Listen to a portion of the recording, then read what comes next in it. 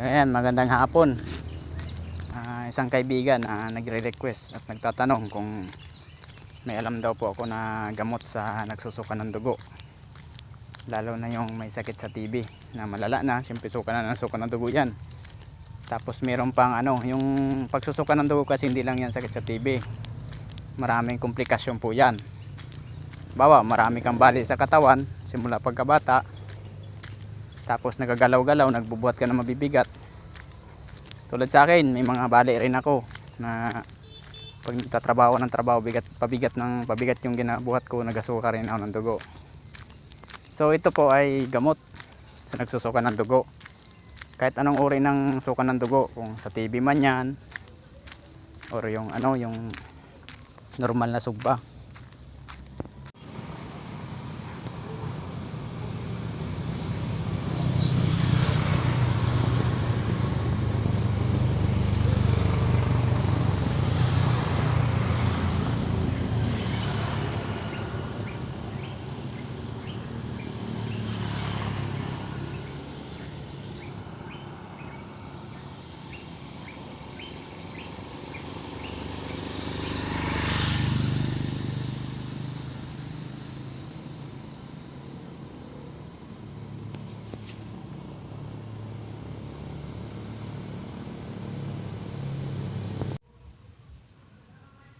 So pakinggan ninyo at tingnan ninyo, lalo na yung mga yung may mga kamag-anak dyan na suka ng dugo at saka malala na yung karamdaman.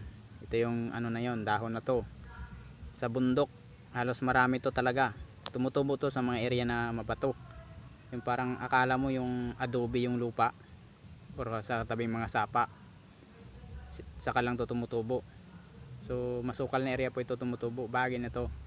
Pagka ito po ay nagbubunga, ano po yan, kulay pula na parang may may tuldok na itim yung pinakabunga nito pag tumigas na. Ganito po yun. Bagin po ito bagin, parang siya, sampalok, pero bagin po yan.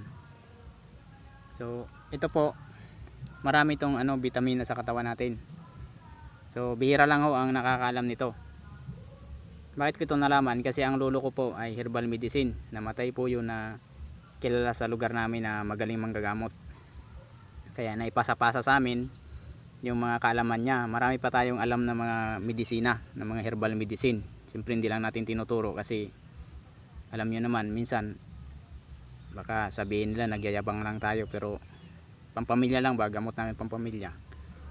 Pero sa online kasi may nakita ako na na nagsusuka na ng dugo, gumagapang na halos sa kasi sobrang gastusin na ba, parang naawa ako magtingin sa kanya. Tsaka isa pa nagtanong din kung may alam ako. So ito, kasi hindi ko talaga expect na makita ko dito sa lugar na to, kasi akala ko talaga nito sa gubat talaga ako makita ng. Pero swerte kasi yung area na to, kasi gubat din to dati, kaso na-develop lang, nagawan lang ng karsada, kaya nagtubo pa rin tong gamot na to. So ito, wala itong side effect, baka sabihin niyo tinuturo ko lang, hindi naman talaga proven tested. So wala itong side effect. So 2 araw lang pag ginamit mo to, kahit uras-urasin mo to. Ang ginagawa nito, ngat-ngatin mo siya, tapos yung kanyang dagta kakainin mo yon, ay lunukin mo. Wag yung nito yung lunukin mo lang yung dagta niya. Galenta.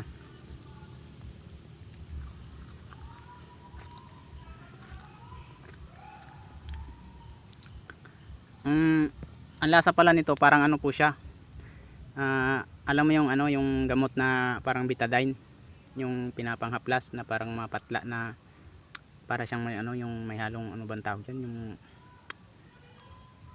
siya, masyado siyang masunghot, pero sa Bisaya ba, salitang masbate ba, yung masunghot, yung parang kung mahina-hina yung sikmura mo, kung marami kang bulati sa katawan, talagang may apektuhan yung pang-amoy mo nito, kasi malakas yung niya, yung sunghot niya.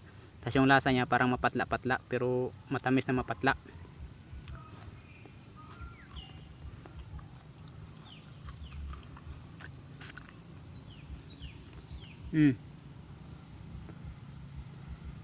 So ganonin mo lang, katin mo lang to ayun yan, angat-ngatin mo lang siya. Tapos lunukin mo yung dagta niya.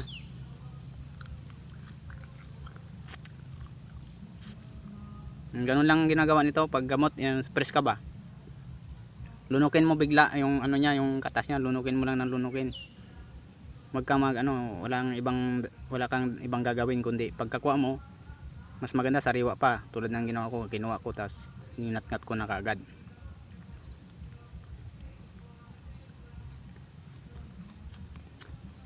So marami to diyan sa mga mga bundok.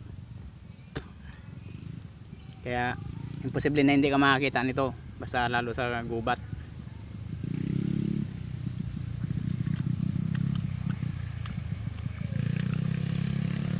Ito na kinakain ko siya noon, nilunulo ko yung dagta para makita ninyo na hindi ako nagtuturo dito, na baka sabihin nyo nagluloko lang ako, nanluloko ako ng tao.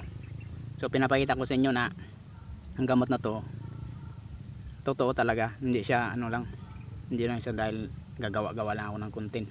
Hindi naman to para sa inyo na walang mga sakit sa na hindi nagsusuka ng dugo. Para to sa mga tao na nagsusuka ng dugo, yung content na to, yung itinuturo ko na to, para lalo na yung isang naghingi sa akin ng tulong na kung marunong ako ng herbal na yung para sa nagsusuka ng dugo. So ito na yon, para to sa'yo. At kahit sino dyan na nagsusuka ng dugo, may kamag-anak kayo dyan na nagsusuka ng dugo, kahit anong sakit niya, basta nagsusuka na ng dugo, ito ay napakabisang gamot.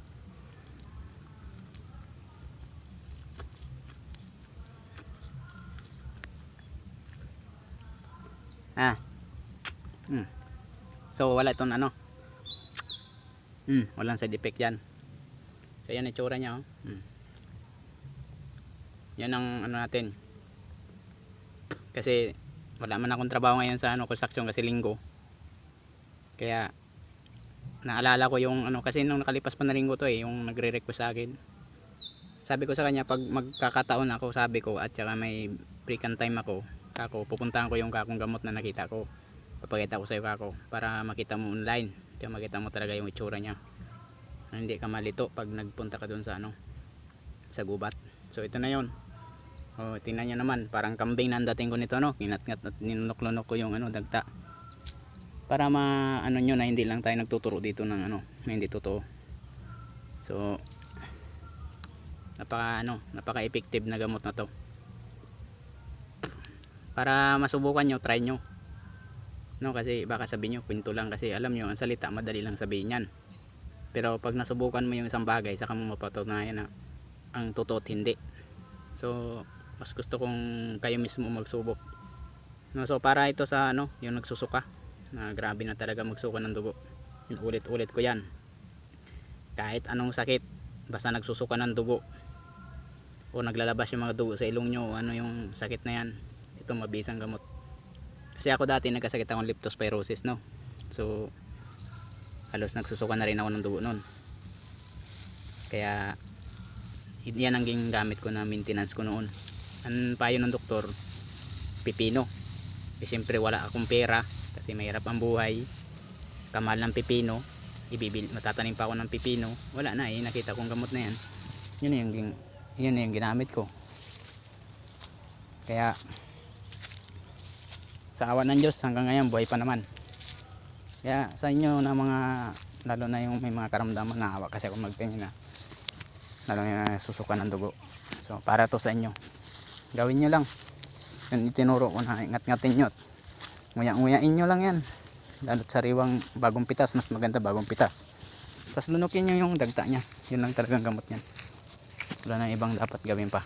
Salamat at sana may natutunan kayo sa turo ko na to ngayon. God bless you all.